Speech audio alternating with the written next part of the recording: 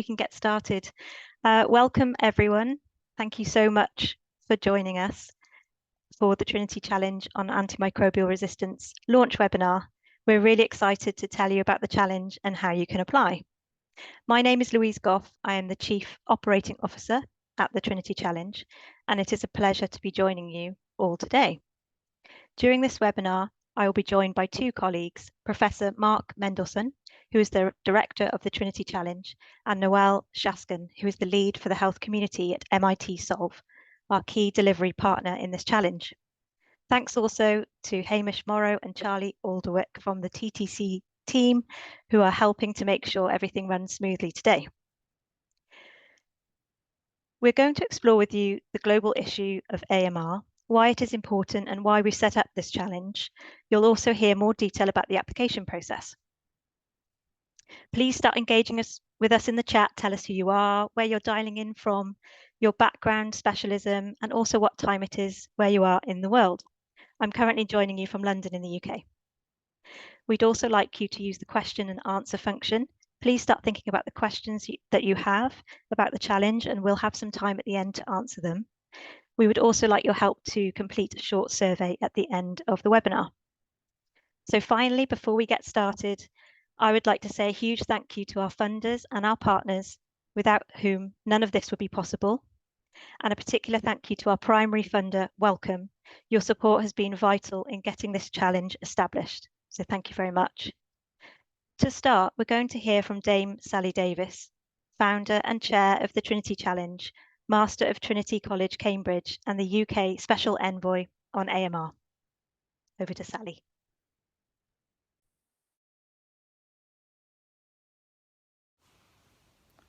Hello, and thank you for joining our webinar today to hear about our Trinity Challenge on antimicrobial resistance.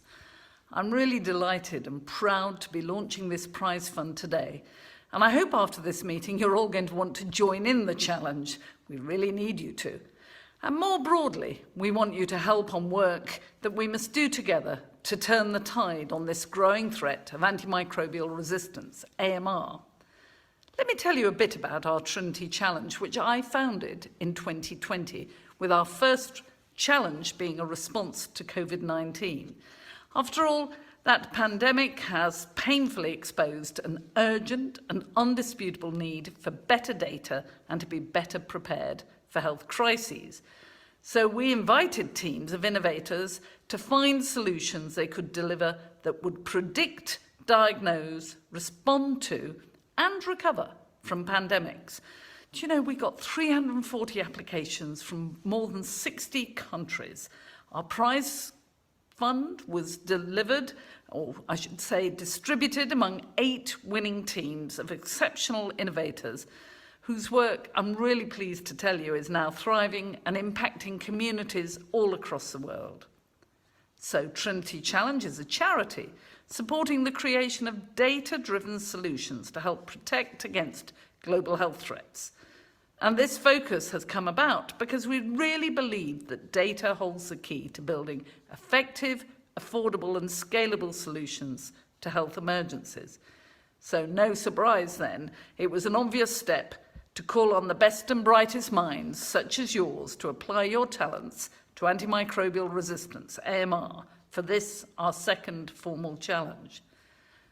You probably know the World Health Organization has identified AMR as one of the biggest threats to human health. So, we challenge you all to help mitigate AMR. After all, without intervention to tackle resistance, we will simply lose the power of antibiotics. And the number of people who died of previously manageable infections will rise from the nearly 1.3 million deaths in 2019 to much higher. Routine surgery like hip replacements and caesarean sections will become much riskier. Chemotherapy will be well nigh impossible. So really, antibiotics are infrastructure. They underpin modern medicine, and we're going to lose it if we don't sort this out. But some of you will already be aware that alongside healthcare, AMR poses a risk to the security of our food chain, our environment, and clearly our economies as well. And all the evidence points to an increasingly critical need to protect the power of our antibiotics and other antimicrobials.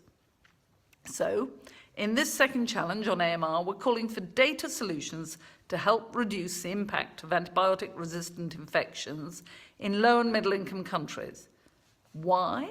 Well, largely because current data on AMR is from hospitals and the food industry, actually mainly in high-income countries. So we're not well equipped for what is truly a global struggle, when we know AMR does not respect borders. But while it is present across the planet, it's not present at equal rates in all countries, and low-income countries suffer the most.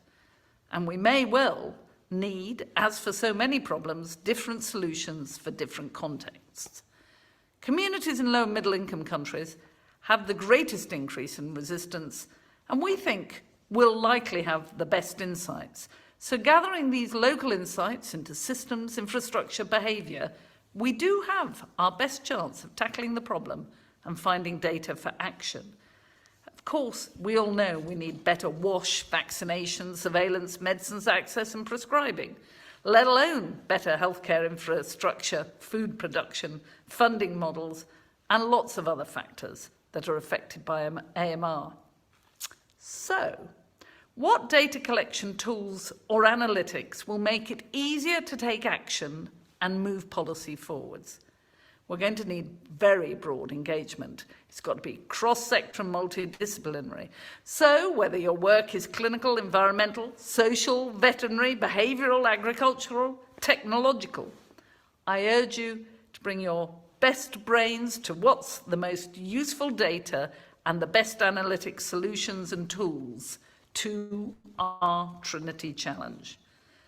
Many of you have joined online today from across the world because you already have expertise in AMR. Others may be here as relative newcomers, but you'll have ideas, solutions and technologies that may have worked in other areas or could here. Well, I say to all of you, everyone has a role to play. And so with that, and a hope that you can find data solutions, analytics and data tools that will make AMR much less of a problem and save lives. I thank you sincerely for joining us today, for taking part in the challenge, and let me hand over to Professor Marc Mendelson, our director of this Trinity challenge, to explain more about the challenge. Thank you, and have a good meeting. Thank you, Dame Sally, and thank you for that wonderful opening and for the inspirational leadership that you take on antimicrobial resistance around the world and for this Trinity challenge. Well, good afternoon, everybody, from a baking Cape Town. Wonderful to see so many people on the webinar, and thank you for spending this time with us. My name is Marc Mendelson. I'm an infectious diseases specialist working in the University of Cape Town and working on antimicrobial resistance. And my job is to tell you a little bit about the challenge, and Dame Sally has really laid out very well a lot of the information around the basics of the challenge. Next slide, please, Hamish. So we're all aware, and as Dame Sally has said, this really is a One Health issue. And the Trinity Challenge does focus on low middle income countries, data in the community, and across the One Health spectrum. And it's important to point out from the beginning that solutions and applications do not need to have every component of One Health in them. Some people will find solutions to animal health, some to human health, some to environment, but it is also possible that some solutions may have cross-cutting relevance and applications may focus on more than one. But it's not a prerequisite that each and every one of these three areas needs to be covered. Next slide, please. So we are focusing this challenge on antimicrobial resistance, specifically looking at data in the community, at the community level, i.e. out of hospital and out of industry, across One Health in low and middle income countries. That's because there is a major gap in our data, Much of the data we have, as you know, surrounding antimicrobial resistance relates to hospital laboratory data in high-income countries or industry-related data. What is lacking in the big gap is middle-income, low and middle-income countries and data from communities. Next slide, please. So what is the challenge? Well, it is a call to action. As Dame Sally said, we're looking for solutions and the brightest minds to put their minds to this issue. The first prize will be up to £1 million in funding. We also, in the Trinity Challenge, like in our inaugural challenge in 2021, are building a coalition of companies who are involved in data, philanthropies, foundations, who will act as in a steering committee mode, but also be there, hopefully, to mentor and potentially support winners of the challenge. And again, this is specifically focused at the community level, our challenge. Next slide, please. So the three buzzwords and objectives of our challenge look at innovation, integration, and implementation. When we're talking about innovation, we're looking for new or the use of existing data sets in different ways that can be identified that'll give us insights into antimicrobial resistance at the community level. We saw during COVID the importance and the rise of wastewater and SARS-CoV-2 surveillance in wastewater and how impactful that was on policy and action. Now, maybe wastewater is the key in antimicrobial resistance as well, but there are many other areas, and I think we're only starting to understand the role of environment, for example.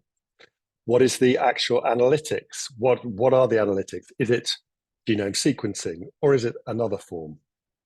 Now we have already, as you know, there are existing data sets, but in the new and existing data sets that we're hoping to innovate for, what we're particularly interested in is how integration of those data sets with citizen-related data, be that climate data, mobility data, health metrics, can be used to gain better understandings. Let's take, for example, mobility data. What can that tell us about access to antibiotics for both humans and in animals for livestock production, etc.? And then also we're interested, of course, in how this innovation and integration can be implemented to give better policy and action. Now, rather in the same way as with the One Health area, we're not demanding that the solutions focus on all three aspects of this, although there will be some solutions that will innovate, integrate, and then work towards implementation of better policy and action. But some of the solutions may be in innovation and some may be in integration. So we're non-prescriptive and we're looking around these three areas for the focus of our challenge. Next slide, please.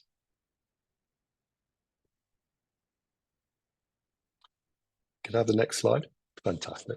So our solutions, again, to be quite clear, focused on the community. We're looking at innovation. We want to see impact and potentially scalability as well. Now, when you make your application, you'll be pointed towards a series of sample questions along within the three categories that I've talked about: innovation, integration, and implementation. And rather than being prescriptive, these are potential areas that people might like to look at and think about for their solutions. And as Dame Sally pointed out, there are going to be people who are applying who might not be the mainstream antimicrobial resistance scientists, clinicians, or whatever, but they may have fantastic solutions that could be applied to antimicrobial resistance. So these sample questions might give a steer. Similarly, there are all of us working in the AMR field are not all experts in digital technology and other options to use for our solutions. And therefore, again, these sample questions are really to give a steer, a menu of opportunities, but they are not prescriptive. Next slide, please. So finally, what's the timeline? Well, we've launched and the application will be open until the deadline on the 29th of February 2024. We'll then go through a judging process. There will be finalist interviews and the awards are scheduled for the middle of June. Thereafter, contracts and activation will occur probably in July. And all of this, of course, is framed within a timeline towards September 2024, when the second high-level meeting on antimicrobial resistance will be held at the UN General Assembly. And we hope very much that we'll be able to showcase our winners at that meeting. The entire prize fund, the applications and solutions awards will be for a maximum funding period of 3 years. Next slide, please. So with that, I'd like to introduce you to a short video from one of our winners in the inaugural Trinity Challenge, Kushy Baby. Our inaugural Trinity Challenge was framed within COVID, it was within the pandemics, and it was really to predict, detect, and respond to pandemics. And we had some amazing winners, and I really suggest going to our website and taking a look at our winners, because again, it gives them an interesting view on what possibilities are, or what the sort of projects are that won last time. But here's something from Ruchit at Kushy Baby. Thank you very much.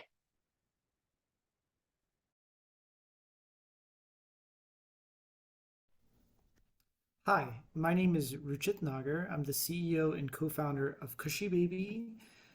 Our solution is called the Community Health Integrated Platform. It's a digital health system that is designed for community health workers and also for public health officials, and enables them to basically track the health of populations at scale, both for delivery of routine primary healthcare services, but also the platform can be leveraged in order to detect emerging pandemics.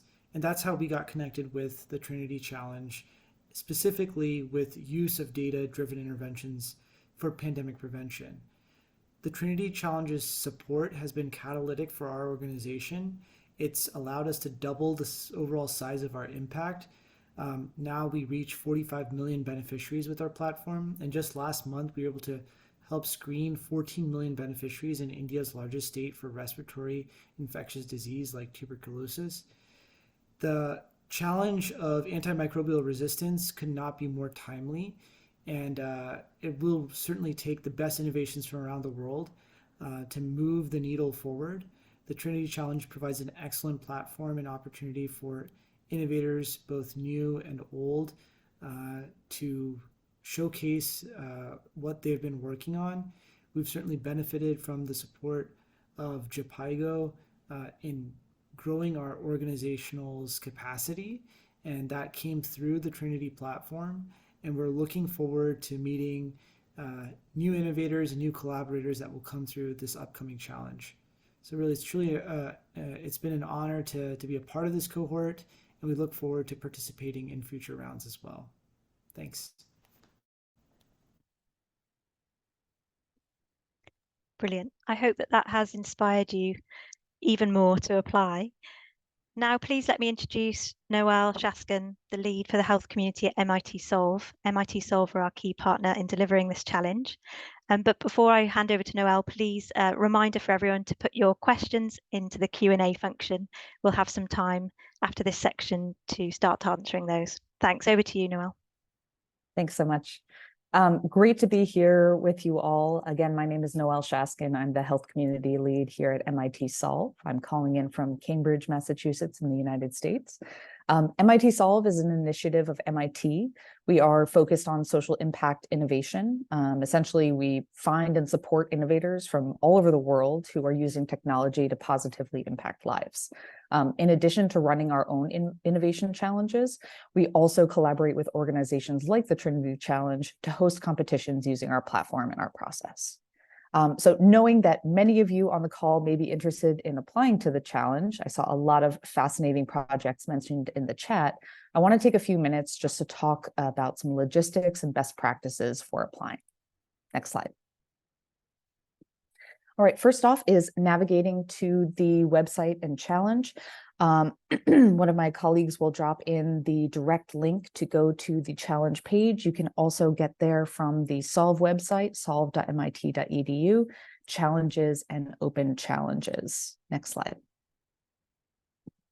I saw lots of requests in the chat for the recording of this webinar and the slides that are being shared.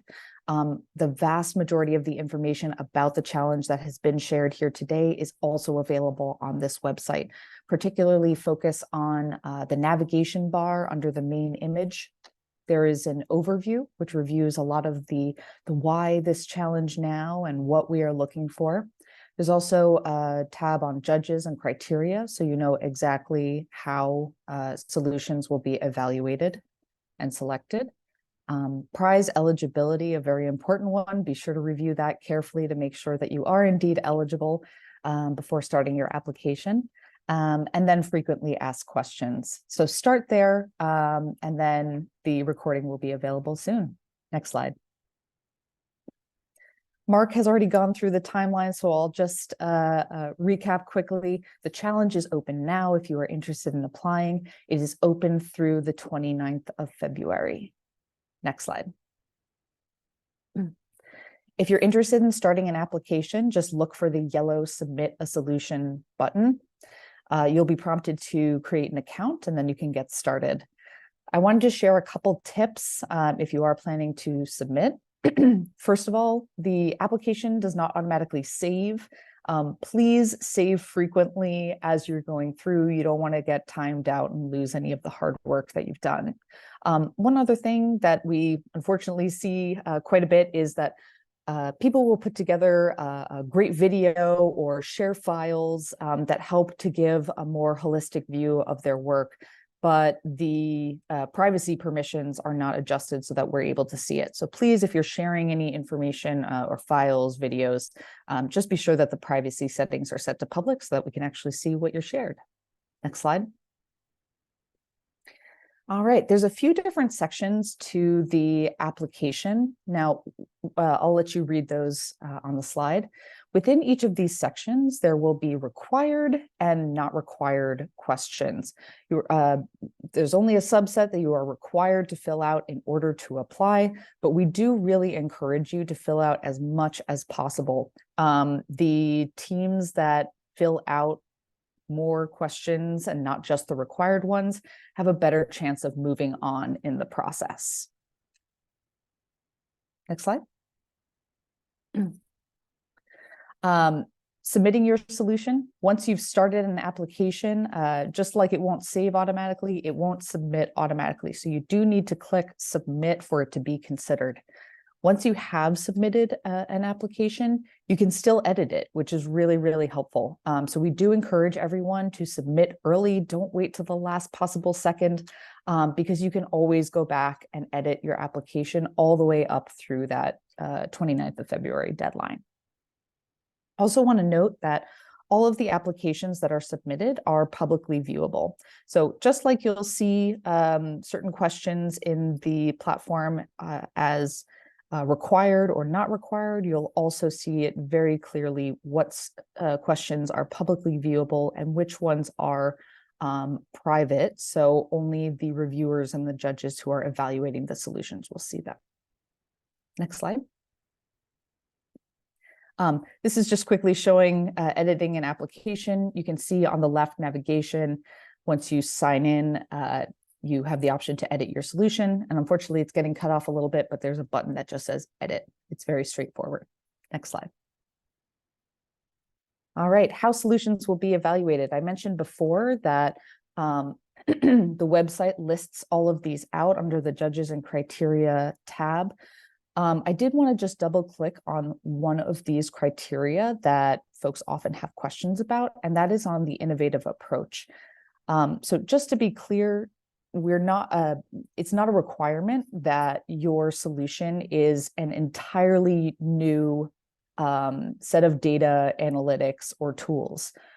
Innovative approach can also include data analytics or tools that have been proven in one context, but you are taking them and customizing them, contextualizing them to an entirely different region, community, et cetera.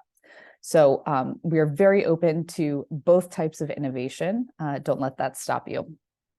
The criteria are posted on the website, and you can read more detail here. I highly recommend you read these carefully so that you know how you are being evaluated. and consider that as you're answering some of the questions in the application. Judges are not yet posted, but they will be very soon.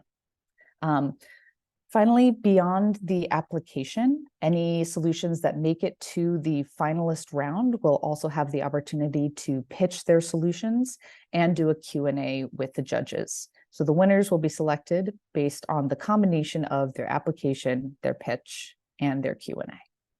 Next slide. Okay, I'm going to wrap up with just a few tips to stand out. At this time, I think I've probably reviewed hundreds, if not thousands of applications, and these are just a few suggestions that I have for you.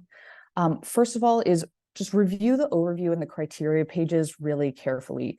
By doing that and seeing exactly what the focus is and sort of the phrasing, that may help you to really frame your responses in the most relevant way.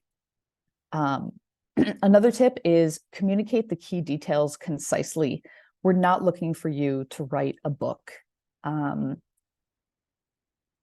Focus really just on the most important information and communicate that. You don't need all of the sort of fluff. The next one is a really important one, I think. You don't need to be overly technical. The most successful applications that I have read, even if they are focusing on a really complex topic or technology, have found a way to communicate those concepts in a very simple way so that almost anyone can understand it. So really encourage you to focus on simple language. As I mentioned earlier, fill out as many sections as you can, not just the required ones. That helps us get a more holistic view of the work that you are doing. And finally, don't submit at the last minute.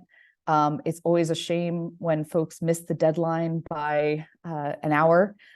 So submit early, and then you can go back and edit right up until that February 29th deadline. That's it from me. I'm going to turn things back to Louise for Q&A. Thank you so much, Noel. That's brilliant. We really do encourage you to start putting questions in the chat. We have a couple so far, which we can start with, and I have some of my own as well to ask you. Noel, if I can just follow up from what you were just saying about the criteria for judging, we have a quite technical question in the chat. So the question is about technical feasibility. Is there a specific requirement to have a technology readiness level, for example? What sort of level of criteria are you looking for in that section? Oh, that's a great question. So let me start by just quickly reviewing exactly what we mean by technical feasibility. And again, this is available in the criteria tab of the webpage. So if the digital tools or analytics are novel, then the applicant should provide convincing evidence that it has been built and it functions as they claim it does, even if it's only proof of concept. So any data that you have that this works as you say it should be shared in the application. Thank you. And the next question for Marc, please. Are educational non-technological solutions eligible for the challenge? Well, what we're looking for, I mean, firstly, as I said, the challenge is not prescriptive. So in a sense, yes, but what we're looking for within that would be how we can use innovation in that field, in the use of data and potentially analytics in the educational field to make a difference, to increase our understanding and fill knowledge gaps. So it would have to be, although it doesn't have to be technological, it does have to be able to use and be based on data and analytics. Thanks, Marc. And if I could ask you another question. For the data-driven solutions, are applicants expected to provide single country or multiple country level submissions? Again, it can be either. Some of our applications, the winners from last time, were initially single country, and they have regionalized or even globalized some of their winning solutions. So we're very happy to see solutions that are at country level, very happy to see at regional level as well. Thanks, Marc. And I'd like to move on to ask you to elaborate a bit more on the focus on low and middle income countries. So is there a specific requirement in this space for the applicant to be from or based in a low or middle income country, or could they partner with a high income country partner? Thank you. A great question. And the answer is that this challenge is open to anyone everywhere. There are some exclusion criteria which are, as Noel says, are beautifully outlined in those tabs. But we are specifically looking for data from communities in low and middle income countries. So the solution, the principal investigator can be from a high income country, can be from a lower middle income country, but we must, we are absolutely focused that the data that we're using must come from low middle income countries. We're not interested in solutions that look at data from high income countries. If you are a PI in a high income country, then what we're looking for is a meaningful collaboration with colleagues in low middle income countries. So this is about multidisciplinarity. This is about working together and collaboration. So if you are a principal investigator in a high income country, then we would want to see evidence that you are collaborating with low middle income country scientists, clinicians, whoever, veterinarians. And we also want to see that there is in the budget justification, there is meaningful direction of funds to the low middle income country as well. Thank you, Marc. I've got a question for Noel next. We've had a few similar questions around the role of the lead. So when the application is put in, we have to identify a lead for that solution. Could you tell us a bit more about the role that they play? Some of those leads may be from all sorts of different organisations, including universities, but what's expected of those people? Yeah, absolutely. So I'll just quickly share that I'm reading some of the comments and I see one of them is around co-funding if there's multiple organizations. If there are multiple organizations that are working in partnership, you should identify a single team lead. This will be the main point of contact for us as we are communicating with you. The team lead will also be, if the team moves on in the process, they will be the person who is pitching the solution to the judges, answering Q&A, and again, just receiving all of the communications from our team. Great, thank you. Okay, another question for Marc, if I may. Could you say a bit more about what prizes might be available? So we've talked about a grand prize of 1 million for the winning team, but what further opportunities may be available? So as said, the first prize will be up to 1 million in funding. We will then determine the rest of the prize giving or allocation of prizes depending on the final prize fund, total prize fund. If you look at the inaugural Trinity Challenge, that was a £5.7 million prize fund, and there were in total 8 winners. The grand prize was 1.3, then there were 2 at 1, and then 5 at 480,000. So although it will depend on our final prize fund, there will be further monetary prizes rather than just a single prize. Thanks, Marc. And I've got another question for you on the types of data that we might see come through. There's a question about, is there a preference around quantitative data or qualitative data, or it's agnostic for this challenge? It's agnostic again. There's nothing. The nice thing I think about this challenge is that we're not being prescriptive, because I think everyone on the call would agree that often the best solutions come from totally left of center. So qualitative, quantitative, what we're looking for is innovation. And as I said, integration. So I can see opportunities for both, and even both together in the same application. So really, whatever your solution is, think how you can best innovate to move forward the field. Thanks, Marc. The next question I'd like to ask you, Noel, please. Could you talk us through the judging process, the finalist day, and how that all works? Absolutely. So all applications will be reviewed based on the criteria that are available on the website. Each solution is scored within each of those criteria, and then the solutions that have the highest average scores move on to subsequent rounds. Again, the judges are not yet posted on the website, but they will be soon. It's great to go and view them once they are, so you have a sense of who are the people what's the type of expertise that will be looking at your solution.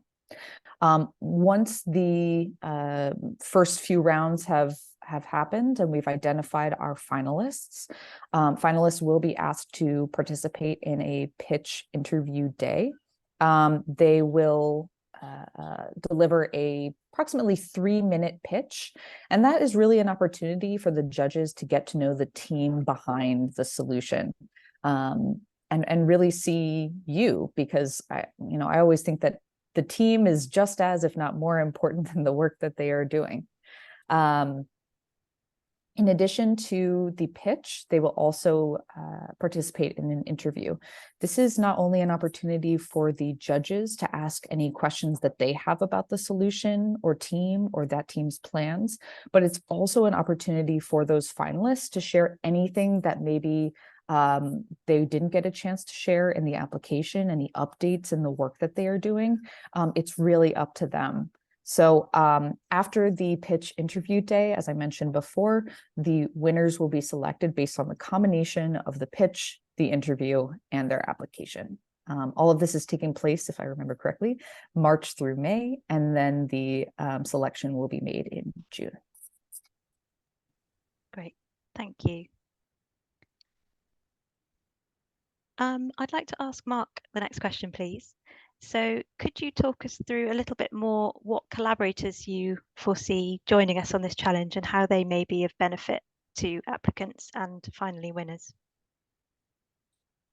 Again, if one judges from the previous coalition, but also from the collaborators we're talking with currently, they range from firm companies in digital technology. We have large foundations, philanthropies. Some of the examples from last time were Facebook Health, Google Health, a number of different companies and groups that, as I said, were involved in digital technology and could potentially partner. We were able, in our inaugural challenge, to offer post-award support in partnership with JIPEGO. We'll certainly be hoping to fundraise for that, because it's been instrumental to the development of the projects post-award, and indeed globalization of those, and of course implementation funding in other areas where foundation partners and philanthropies would be involved. So it's really digital technology, data, philanthropies, and people interested in the field. Thank you. I can see that there's a detailed question from ResisterMap in the Q&A. So could I ask a few questions of you, Marc? Is there a minimum number of LMICs that need to be included in the project, or is it bespoke? Bespoke. Great. And would there be interest in projects benchmarking the levels of AMR in the natural environment, or only in the animal or human population? No, we're interested. This is a One Health challenge across the One Health spectrum. So definitely understanding more about the levels and where and how they interact would be very welcome as applications. Great. And who would be the owner of the data that's produced in the solution? So the data is owned by the applicant, by the principal investigator or the team of collaborators under their agreement. Brilliant. And does a specific proportion of the budget need to be used by local partners in LMICs? This question has come up a few times, actually. It's an interesting one. We haven't stipulated an exact percentage, but I think as I said, we are looking for a significant amount of the funding to be shared through with LMIC partners if the applicants are from a high-income country, institutions or groups. Great, thank you. I'm staying with you for a bit, Marc. So lots of technical questions here. Would identifying drivers of resistance and then addressing them be eligible, or is it just interventions for which the evidence base already exists? Nope, we're very interested in the drivers, understanding drivers. You can think about how integration with citizen-related data might help that. And so absolutely. Great.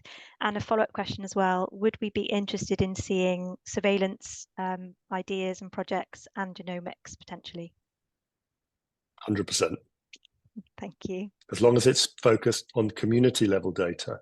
We're not interested in surveillance from hospitals or from high industry level. Great. Thank you. I'm seeing that my colleagues are answering some of the questions at the moment, so I'm just having a look to see what's outstanding. This is another interesting question, again, around scope. Would we be interested in data on behaviours, or must the data directly be measures of AMR levels? No, I think behavior change sits at the heart of so much of the mitigation strategies that we require. Again, as long as there's innovation and thought that goes through a good logical process, thinking about how behavior change can be affected. Again, integration of citizen-related data relating to behavior. What are the pathways of access? As I said, with antibiotics, pathways of use in animal health, food security. I think behavior change work would definitely be welcomed. Great, thank you, Marc. And also, in a similar vein, would we support hardware tools that facilitate the acquisition of high quality data? For example, a simple test for identifying AMR in samples. Well, I think yes. The answer would be yes in general. I mean, again, one of the winners of the inaugural Trinity Challenge was DyeSenstar, which looked at new biosensors for tracking COVID in air and water. So there is precedent for this. I think, again, you'd need to look at the criteria, specifically the criteria we're asking for, and ensure that your application solution would fit within that. Great, thank you. And could you just say a little bit more about the location of the activity that we're looking for? You mentioned earlier in the presentation that we're not looking at hospital or industry data here, we're looking at community data. Could you elaborate a bit more on that? There's a few questions that are related to that.